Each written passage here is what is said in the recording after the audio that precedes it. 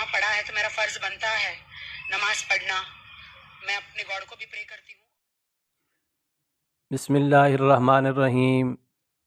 ہم امید کرتے ہیں کہ آپ خیر و عافیت سے ہوں گے، اور ہماری دعا ہے اللہ پاک سے، اللہ پاک آپ کو ہمیشہ خیر و عافیت سے رکھے.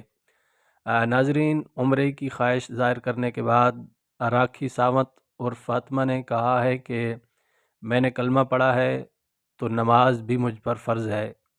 آپ کو بتاتا چلوں کہ حال ہی میں اپنی شادی اور گرفتاری کی وجہ سے سرخیوں میں رہنے والی اداکارہ راکھی ساونت اور فاطمہ کا ایک ویڈیو وائرل ہوئی ہے. سوشل میڈیا پر ایک ویڈیو آئی ہے جس میں راکھی ساونت نے اپنے صحافی کے سوال کا جواب دیتے ہوئے بتایا ہے کہ میں نماز پڑھتی ہوں.